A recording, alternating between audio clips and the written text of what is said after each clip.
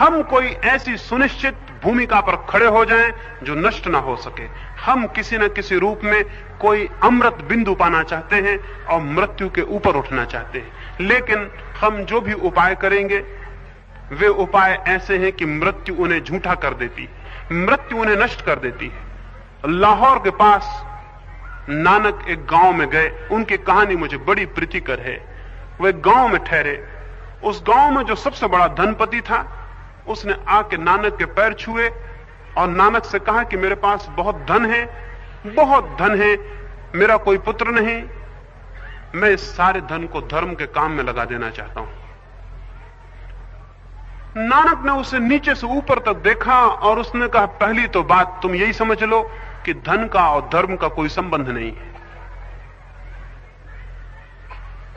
तुम्हें अगर यह ख्याल है कि तुम्हारे पास बहुत धन है तो पहली तो यही अयोग्यता हो गई तुम्हारे धर्म को जानने की।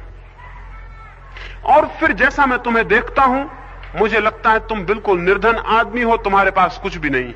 उस आदमी ने कहा, मेरे कपड़ों पर न जाएं, मैं सीधा साधा आदमी हूं लेकिन धन मेरे पास बहुत है, आप आज्ञा दें तो मैं दिखाऊं कि मेरे पास क्या है। नानक ने कहा, अब तुम जब मानते नहीं तो मैं छोटा सा काम तुम्हें देता हूं, इसे तुम कर लेना, फिर कोई बड़ा काम होगा तो मैं जरूर बताऊंगा। अगर ये काम हो गया तो बड़ा काम भी बताऊंगा, क्योंकि मुझे साबित हो जाएगा कि तुम्हारे पास शक्ति है, संपत्ति है। और नानक ने एक कपड़ा सीने की छोटी सी सुई निकाल के उस आदमी को दी और कहा, इसे संभाल के रख लो और जब हम दोनों मर जाएं तो इसे वापस कर देना।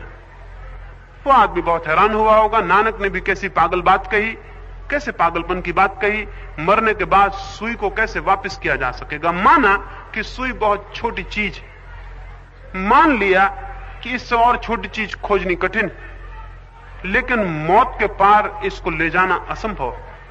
पर वहां और भी लोग थे और उन सब के सामने नानक से कुछ कहना ठीक न समझ के वो आदमी वापस लौट गया। रात उसने मित्र इकट्ठे किए, उनसे पूछा, उनसे कहा कि मैं अपनी पूरी संपत्ति लगाने को राजी हूं, कोई रास्ता हो कि मैं सुई को पार ले जा सकूं, ताकि नानक के सामने यह सिद्ध हो जाए कि मेरे पास संपत्ति थी, मेरे पास शक्ति थी। मित्रों ने कहा, और सब हो जाए तुम्हारी संपत्ति से, इस सुई को मृत्यु के पार ले जाना कठिन, कुछ भी नहीं ले जाया जा सकता, मौत सब छीन लेगी। असल में मुट्ठी कैसे भी बांधी जाए, मुट्ठी इस पार रह जाएगी और मौत सब छीन लेगी। दूसरे दिन सुबह 4 बजे जबकि कोई भी नहीं था, नानक के पास जाके उस आदमी ने सुई वापस कर दी और कहा कि मुझे क्षमा करें, मेरी संपत्ति की यह सामर्थ्य नहीं है। तो नानक ने कहा, फिर तुम्हारी संपत्ति किस मूल्य की है और क्या उसका अर्थ है? जिस चीज को मृत्यु छीन लेगी तुम उसी से मृत्यु से बचने की कोशिश में लगे हो तो भूल में हो।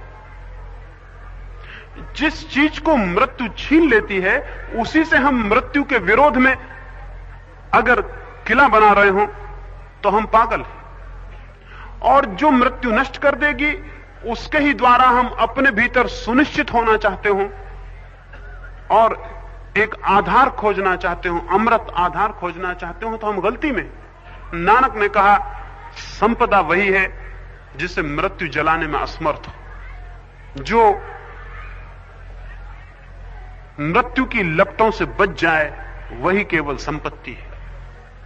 और निश्चित ही वही संपत्ति है जो छीनी ना जा सके।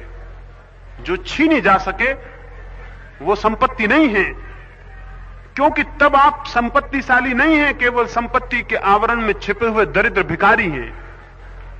संपत्ति के वस्त्र हैं और भीतर भिखारी खड़ा हुआ है।